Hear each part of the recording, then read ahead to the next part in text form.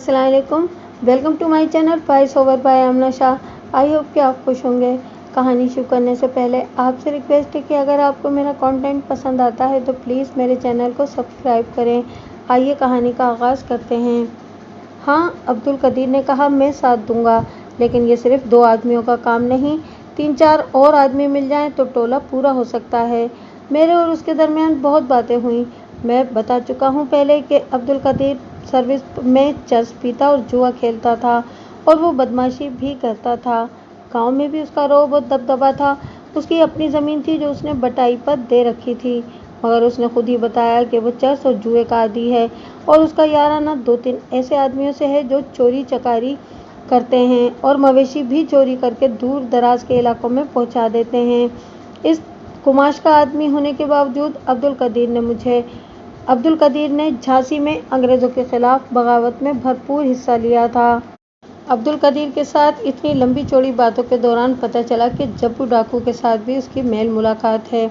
दूसरी बात ये मालूम हुई कि उसके अपने दिल में पहले से इरादा था कि उसे तजुर्बेकार और काबिल एतमाद साथी मिल जाएं तो वो जब्बू से बढ़कर डकैत बनेगा। यही बात मेरे मुंह से निकल गई थी कि मुझ पर डकैती का शक किया गया है तो मैं डकैत बनकर दिखा दूंगा। अब्दुल कदीर ने मुझे पक्का करना शुरू कर दिया कि मैं डकैत बनकर ही दिखाऊं, और वो साथ देगा। हमने स्कीम बनानी शुरू कर दी। मैंने तो कभी मामूली सा भी जुर्म नहीं किया था, न कभी सोचा था कि मुजरिम बनकर ऐश की ज़िंदगी गुजारी जा सकती है। अब्दुल कदीर ने कभी चोरी चकारी नहीं की थी। वो अब भी कहता था कि छोटी छोटी चोरियां नहीं करेंगे, बल्कि जब्बू से भी बड़े डाकू बनेंगे और हिंदू साहूकारों और जागीरदारों को ललकार कर लूटेंगे। अब्दुल कदीर ने जब्बू के साथ मेल मुलाकात करके उससे बहुत कुछ मालूम कर रखा था। इसके अलावा 2-3 आदि मुजरिमों के साथ उसका याराना था। पुलिस के 2-4 कांस्टेबलों के साथ भी उसकी दोस्ती थी। वो कहता था कि ये पुलिस में रहेंगे और हमारी मदद करेंगे। गर्ज ये कि वो नामी गिरामी डाकू बनने के ख्वाब देख रहा था। वो शादीशुदा था, 3 साल होने को आए थे, कोई बच्चा नहीं हुआ था। उसकी बीवी उसी की तरह न सिर्फ हंसमुख और खूबसूरत थी, बल्कि शौक, चालाक और होशियार भी थी। मियाँ बीवी को आपस में दिली मोहब्बत थी। अब्दुल कदीर था ही मोहब्बत के काबिल। मैंने उससे पूछा कि उसकी बीवी उसे डाकू बनने देगी। उसने बताया कि वो न सिर्फ इजाज़त देगी बल्कि उसका साथ भी देगी। मैं हैरान हुआ कि ख़ानदानी औरत खामिद को डाकू बनने में मदद देगी। तब अब्दुल कदीर ने मुझे बताया कि इस औरत के लिए वो बारात लेकर नहीं गया था, न उसे डोली में लाया था, बल्कि ये उसके पीछे घर से निकल आई थी। इससे तुम समझ लो कि वो औरत दिल गुर्दे वाली थी। औरत नहीं, वो जवान लड़की थी। उस वक्त अब्दुल कदीर सर्विस में था। 1 महीने की छुट्टी पर आया तो इस लड़की को अपने साथ ले आया था। अब्दुल कदीर ने मुझे बताया कि चाहे उसकी बीवी को सारी उम्र बच्चा न हो, वो औलाद के लिए दूसरी शादी नहीं करेगा। उसकी बीवी ने मेरी बहन को गले लगाया और मुझे भी तसल्लियाँ दी थीं। अब्दुल कदीर पर मुझे पूरा भरोसा था।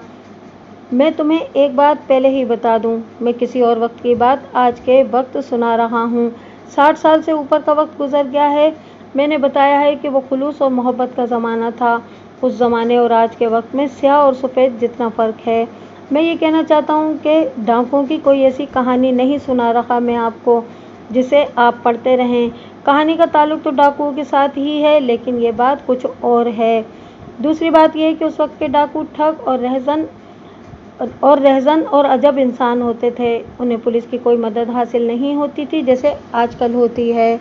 आजकल तो शहरों और कस्बों में दुबले पतले मरीज से चोर और गिराकट होते हैं जो पुलिस की दिलेरी पर वारदातें करते हैं। उस ज़माने में पुलिस और डाकुओं की दुश्मनी होती थी। अंग्रेज़ उस पुलिस ऑफिसर को बहुत इनाम और तरक्की देते थे जो किसी डाकू या किसी नकब लगाने वाले को पकड़ ले। इनमें ज़्यादा मुजरिम ऐसे होते थे जो बहुत मालदार घरों पर हाथ डालते थे। मामूली लोगों के साथ उनके बड़े अच्छे ताल्लुकात होते थे। इनमें जो मशहूर और जाबिर थे वो गरीब देहातियों को माली इमदाद भी दिया करते थे। उसके सिले में देहाती इन्हें अपने हाथ छुपा लेते थे और पुलिस को गुमराह भी करते थे। अब्दुल कदीर इसी किस्म का डाकू बनना चाहता था। जब्बू भी ऐसा ही डाकू था, लेकिन कभी कभी गरीब आदमी को भी परेशान कर जाता था। तुम कहोगे कि शामू दादा, तुमने कोई अच्छी बात तो नहीं सोची थी, तुम थाने हाजिर हो जाते तो मुकदमा लड़ते। लेकिन अगर आप ऐसा सोच रहे हैं तो मैं यही कहूँगा कि थानेदार ने मेरे साथ जो सलूक किया उस पर गौर करें और समझें कि मेरी जगह आप होते तो मेरे अंदर इंतकाम की आग भड़क उठी थी। हम दोनों ने डाकू बनने की स्कीम तैयार कर ली। अब्दुल कदीर कहता था कि अपने गिरोह में तजुर्बेकार आदमियों को शामिल करते जाएं और फिर रेलगाड़ियां लूटा करेंगे। मैंने अब्दुल कदीर से कहा कि ये बहुत बात का मामला है कि हम रेलगाड़ियां लूटने के काबिल हो सकेंगे या नहीं। सबसे पहले शाह साहब थानेदार के घर डाका डालना है। शाह जालंधर से चंद मील दूर के एक कस्बे का रहने वाला था। उससे पहले एक मसला और था, ये मेरे माँ बाप का मसला था। मुझे डर था कि शाह साहब इन्हें तंग कर रहा होगा। मैंने अब्दुल कदीर से कहा कि मैं अपने माँ बाप की खैरियत मालूम करना चाहता हूँ। अब्दुल कदीर ने कहा कि ये काम वो करेगा और वो थाने से ये भी मालूम करेगा कि थानेदार क्या कर रहा है। उस थाने में एक कांस्टेबल उसका दोस्त था। मेरी बहन के मुतालिक उसने अपनी बीवी से कहा कि कोई पूछे तो बता दे कि उसकी खालाजाद बहन है। उसके गांव में उसके माँ बाप की किसी के साथ दुश्मनी हो गई है और इस लड़की के अगवा का खतरा है, इसलिए कुछ अरसे ये यहीं रहेगी। अगले रोज़ अब्दुल कदीर शाह के थाने वाले गांव में चला गया। वहां उसे मेरे गांव जाना था। वो शाम को वापस आया। उसने बताया कि घोड़ी शाह साहब के पास पहुंच गई है और शाह साहब ने मेरे माँ बाप और हमारे नंबरदार और चौकीदार से कहा है कि वो मेरे घर की निगरानी करते रहें और मैं आऊँ तो फ़ौरन थाने में इतला दें। थानेदार ने मेरे माँ बाप से पूछा था कि मेरा कोई दोस्त या कोई रिश्तेदार है जिसके पास मैं जा सकता हूँ। मेरे माँ बाप ने उसे बताया था कि हमारा कोई रिश्तेदार नहीं और मेरे दोस्तों के मुतालिक वो कुछ भी नहीं जानते। अब्दुल कदीर का एक बड़ा काम ये भी था कि वो मेरे माँ बाप को तसल्ली दे आया था कि मैं जहाँ कहीं भी हूँ अपनी बहन के साथ बिल्कुल खैरियत से हूँ। अब्दुल कदीर अपने दो दोस्तों के यहाँ भी चला गया था। वो दोनों चोरी चकारी और रेसनी करते थे। इन्हें वो अपने गिरोह में शामिल होने के लिए कहकर आया था। दोनों खुशी से शामिल हो गए। उन्होंने उसकी हौसला अफजाई भी की थी। अब्दुल कदीर अब सिर्फ डाके की बातें करने लगा। कभी कभी वो ये भी कहता था कि हम अंग्रेज़ों को भी लूटा करेंगे और उन्हें कत्ल भी किया करेंगे क्योंकि ये मुसलमानों के दुश्मन हैं। लेकिन ये अपने आप को खुश करने वाली बात थी कि हम जो कुछ कर रहे हैं वो जायज़ है। डाका डाका ही होता है, इसे तुम जिहाद नहीं कह सकते। साफ बात यह है कि अब्दुल कदीर के ख्यालात जुर्म की तरफ माइल थे और वो जब्बू से मुतासिर था और मैं इंतकामी तौर पर इस रास्ते पर चल पड़ा था। बिल्ली बहुत ही कमज़ोर जानवर है, लेकिन इसे कमरे में बंद करके इसके पीछे पड़ जाओ तो उसकी मजबूरी उसे खूंखार बना देती है और वो ऐसा हमला करती है कि इंसान को लहूलुहान कर देती है। यही हाल मेरा था।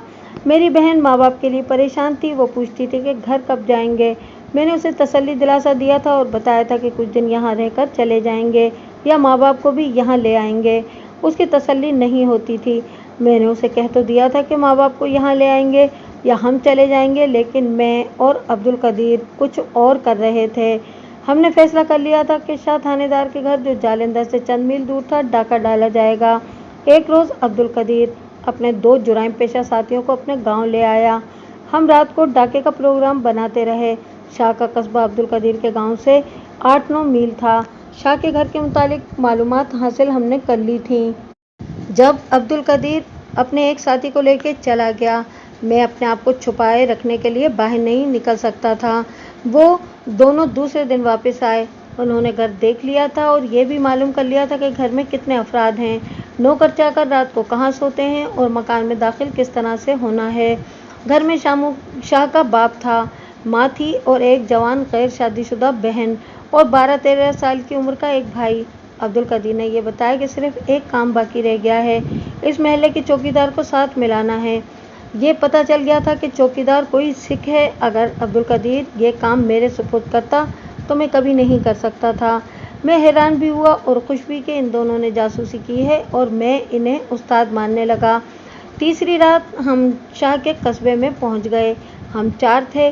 चारों के पास लंबे चाकू थे, 2 के पास कुल्हाड़ियाँ और 2 के पास छोटी बर्छियाँ भी थीं।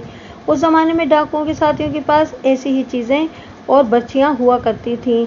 हम आधी रात से ज़रा पहले वहाँ पहुँचे थे। सबसे ज़्यादा मुश्किल काम अभी करना बाकी था। सिख चौकीदार को अपने साथ मिलाना था। उस ज़माने में कस्बों में सरकारी चौकीदार पूरी रात पहरा दिया करते थे। मैंने अब्दुल कदीर से कहा कि चौकीदार ना माना तो क्या करेंगे। उसने कहा कि नहीं मानेगा तो जिंदा भी नहीं रहेगा। हम शाह के महल्ले में गए तो मैं और अब्दुल कदीर आगे गए। हमारे दोस्त एक जगह छुप गए। चांदनी बड़ी साफ थी। महल्ला सुनसान था। लोग घरों में जैसे मरे पड़े थे। सिख चौकीदार सामने से आ रहा था। हम उसके करीब जाकर रुक गए। उसने हमसे पूछा कि कौन हो, किधर जा रहे हो। عبد القدیر چالاک آدمی تھا، اس نے 2-4 باتیں کر کے سکھ کو دوست بنا لیا۔ اگر میں وہ ساری باتیں آپ کو سناؤں جو عبد القدیر نے چوکیدار کے ساتھ کی تھیں تو بات بہت لمبی ہو جائے گی۔ بس یوں سمجھ لیں کہ سکھ چوکیدار فوراً موم ہو گیا اور اس نے ہم سے پوچھا کہ تم لوگ مطلب کی بات کرو۔ یہ ہم نے بعد میں محسوس کیا کہ سکھ اتنی آسانی سے کیوں مان گیا تھا۔ وہ اس سے پہلے 2-3 چوریاں کروا چکا تھا اور وہ جب عبد القدیر کی باتوں سے سمجھ گیا تھا کہ ہم کوئی واردات کرنے آئے ہیں اور اس کی مدد کی ضرورت ہے۔ عبد القدیر نے جب مطلب کی بات بتائی تو سکھ نے اپنا ہاتھ آگے کر کے کہا، ہت آؤ استاد۔ وہ عبد القدیر سے یہ سن کر خوش ہوا کہ ہم تھانے دار شاہ کے گھر ڈاکہ ڈالنے آئے ہیں۔ اس نے کہا کہ اس گھر میں بڑا حرام کا مال ہے اور شاہ کا باپ اپنے آپ کو لوگوں کا بادشاہ سمجھتا ہے۔ شاہ صاحب تھانے دار کے متعلق اس نے بتایا کہ بدکار آدمی ہے، تھانے داری کے روب میں لوگوں کی بہو بیٹیوں کے پیچھے پڑا رہتا ہے۔ سکھ نے بتایا کہ اس محلے میں کوئی ایک بھی آدمی ایسا نہیں جو اس گھر کو اچھا کہتا ہو، بلکہ ہر کوئی ان کے خلاف ہے۔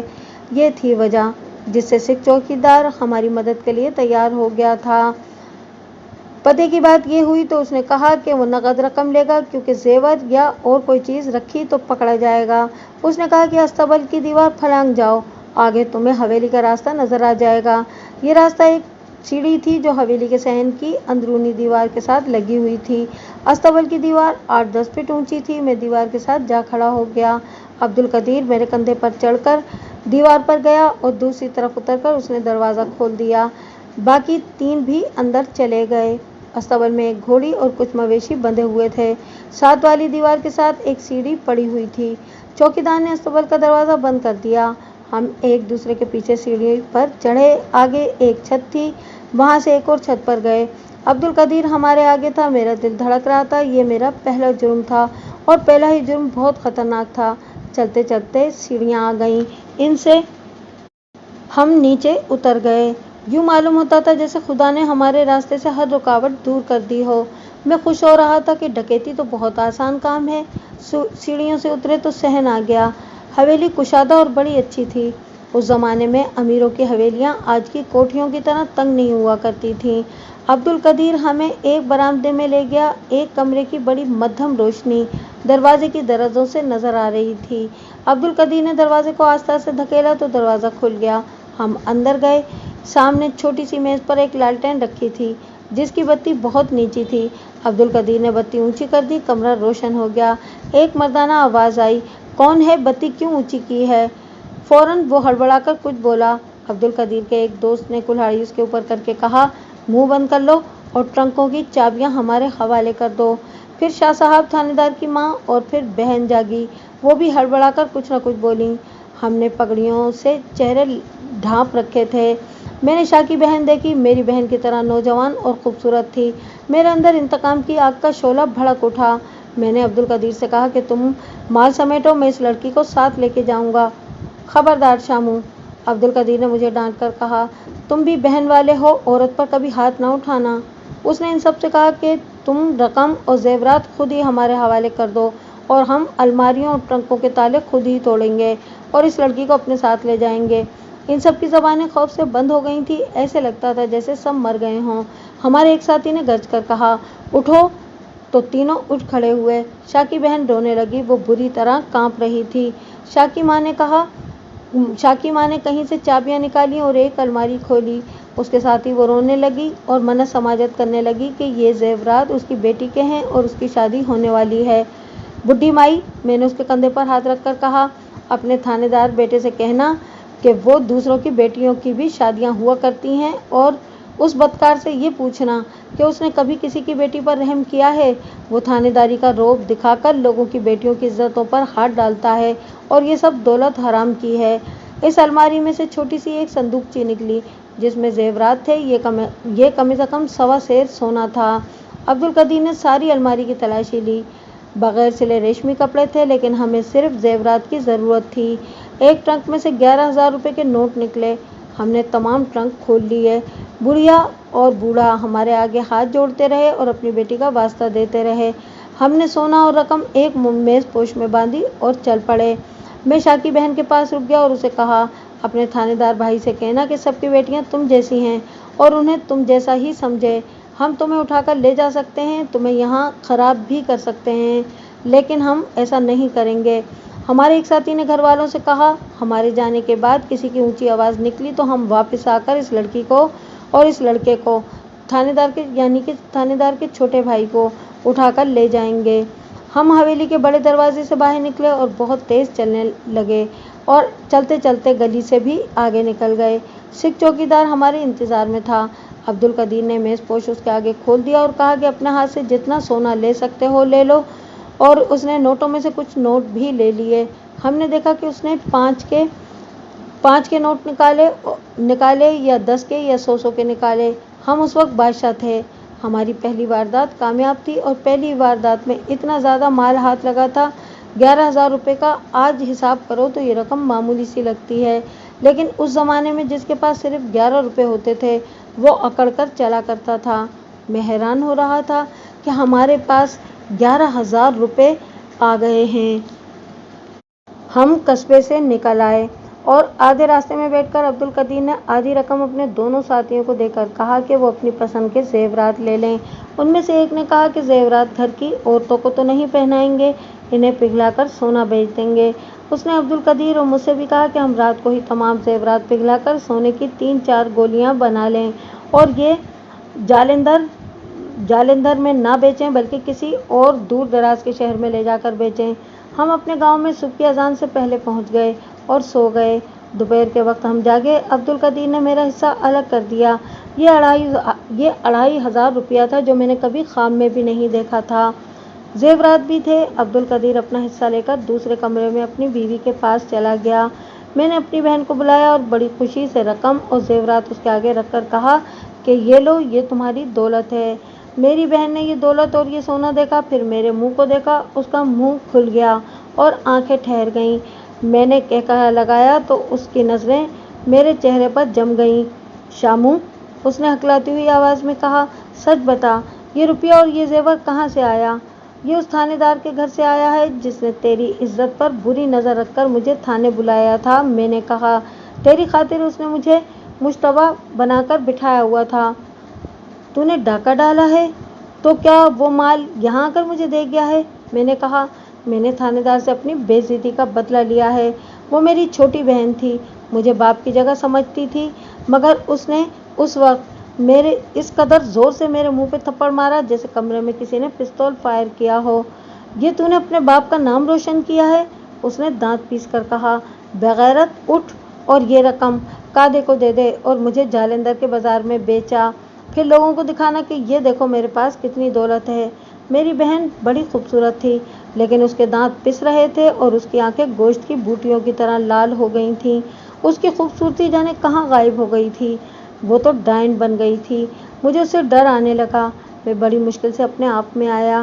یہ سب مال حرام کا تھا جو تھانے دار نے اپنے گھر میں جمع کر رکھا تھا۔ میں نے کہا، مجھے ایک ڈاکے میں مشتبہ بٹھایا گیا تھا۔ بہن نے کہا، میں تجھے بے گناہ سمجھتی تھی، لیکن اب مجھے یقین ہو گیا ہے کہ تو اس ڈکیتی میں بھی شامل ہوگا، اسی لیے تو تھانے سے بھاگ آیا اور مجھے اس لیے ساتھ لے آیا کہ میری عزت محفوظ رہے۔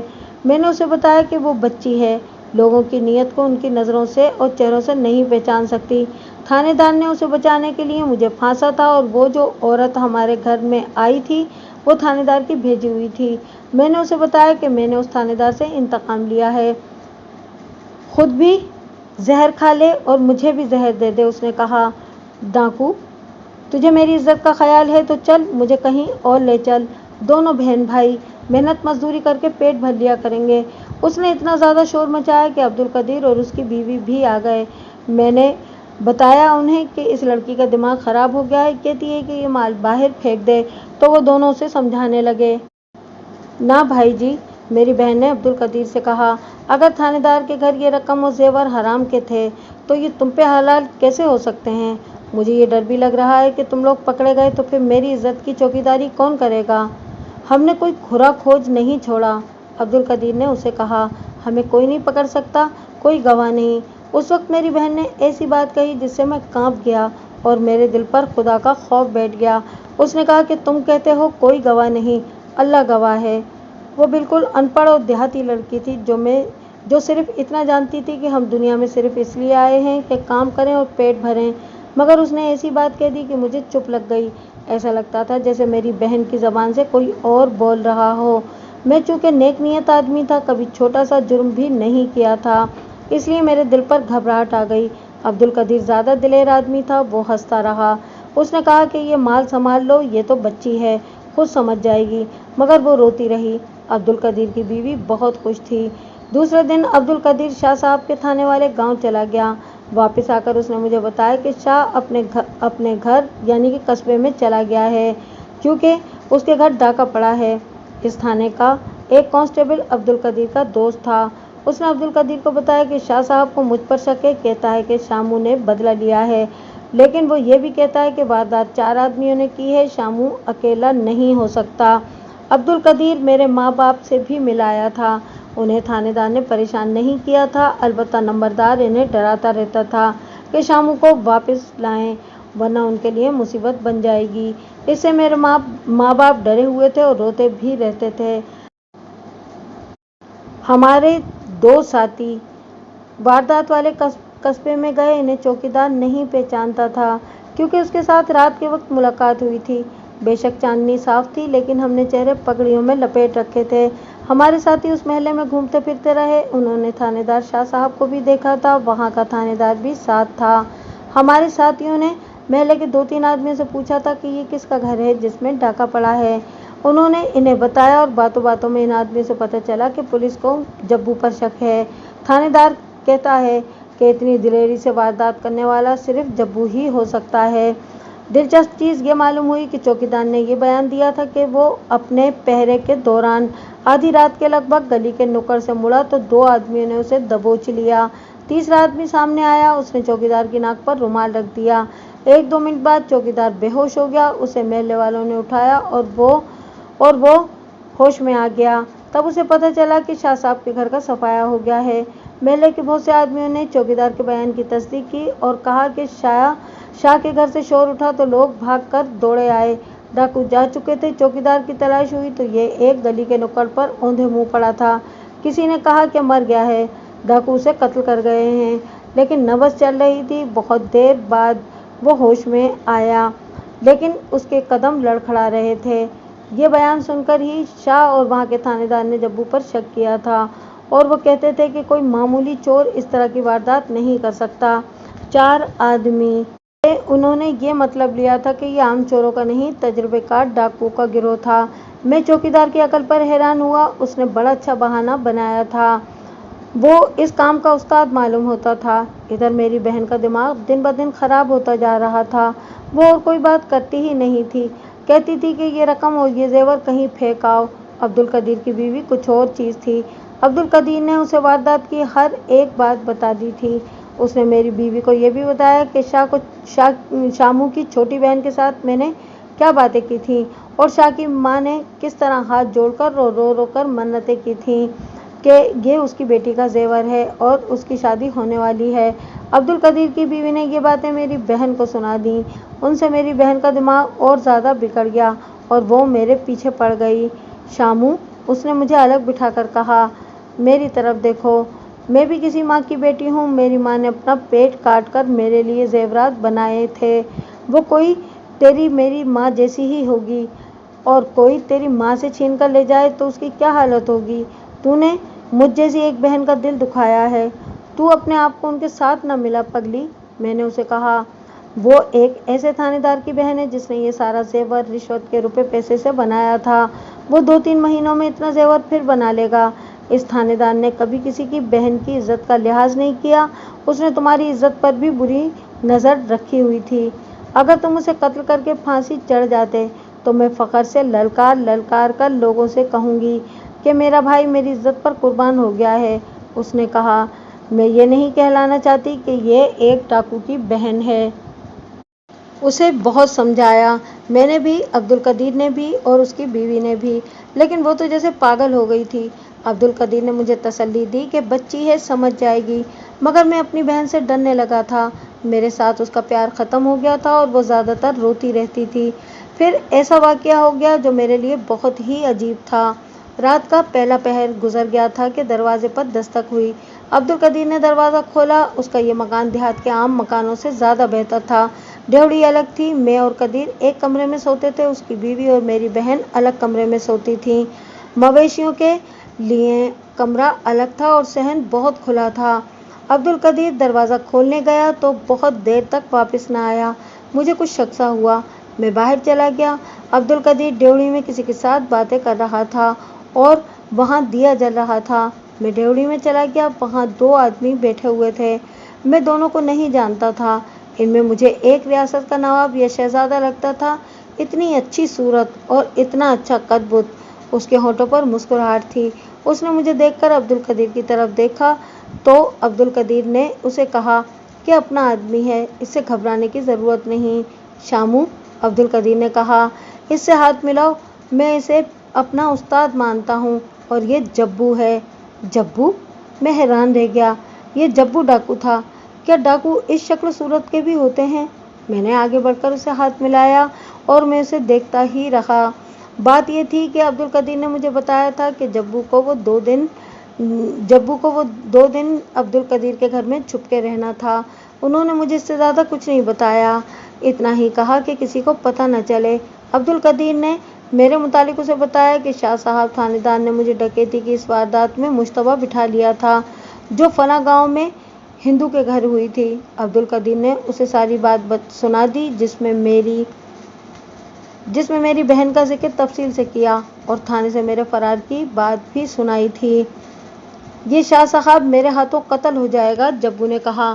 مجھے پکڑ نہیں سکتا، اپنے علاقے میں رات کو گشت سے ڈرتا ہے اور غریبوں کی بیٹیوں پر شیر ہوتا ہے۔ میں نے سنا ہے کہ اس کے ماں باپ کے گھر کا صفایا ہو گیا ہے اور شاہ صاحب اور واردات والے تھانے کا سکھ تھانے دار میرا نام لے رہے ہیں۔ معلوم نہیں یہ کس کی واردات ہے، جس کسی کی بھی ہے اس نے نیکی کا کام کیا ہے۔ عبد القدیر نے ہنس کر کہا، میرے پیارے بھائی جبو، میں تمہیں بتاؤں یہ واردات کس کی ہے؟ تمہیں کیسے پتا؟ جبو نے پوچھا۔ یہ میری اور شامو کی واردات ہے، عبد القدیر نے کہا۔ ہمارے ساتھ دو آدمی اور تھے۔ جبو اتنا حیران ہوا کہ کچھ دیر مجھے اور عبد القدیر کو دیکھتا رہا، پھر کہنے لگا، میں نے تمہیں کہا تھا نا کہ میرے پاس آ جاؤ، تو تم نے انکار کر دیا تھا، اب خود ہی راستے پر آ گئے ہو۔